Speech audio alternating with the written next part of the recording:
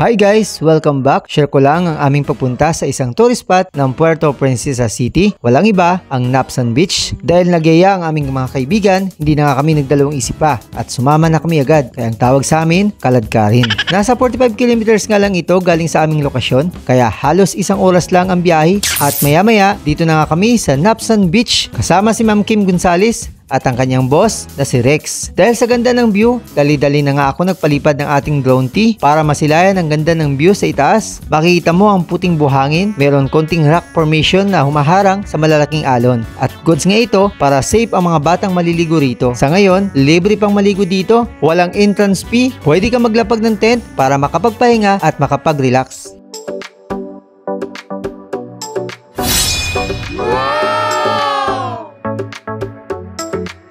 Katulad ni Boss Rex, hindi halatang nag-i-enjoy nga siya rito, kaya nag-shoot na lang kami ng kanyang advertisement sa kanyang business na real estate sa Palawan. Bakit nga ba kailangan mo mag-invest ng real estate sa Puerto Princesa? Syempre, isa ng dahilan dyan, ang ganda ng Puerto Princesa. Maraming tourist spot na pwede mapuntahan katulad nito. Hoy, singit lang yun, mabalik tayo. Hindi pa rin nga nagpapigil ang boss ng Kim Carental na si Boss Rex. Why not daw, mag-shooting kami ng Mala Mission Impossible ni Tom Cruise. Bali, siya na si Tom Rex na mala Tom and Jerry. Ang galing mag-action, tumatakbo pa sa mga bato. Sayang nga lang at hindi sumama ang kanyang leading lady na si Boss Kim. Mainit daw kasi, baka masunog ang kanyang kutes.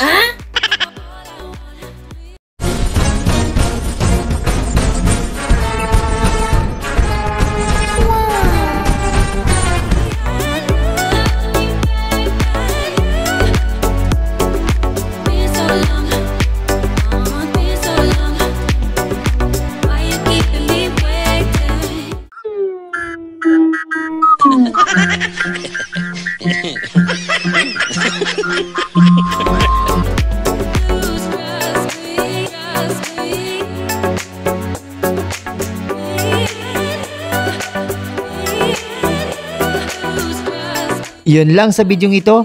Kung hindi ka pa nakarating dito sa Napsan Beach, tara na at puntahan ang napakagandang tourist spot na ito. Sigurado akong magugustuhan mo, isama ng mga kaibigang kaladkaring katulad ko.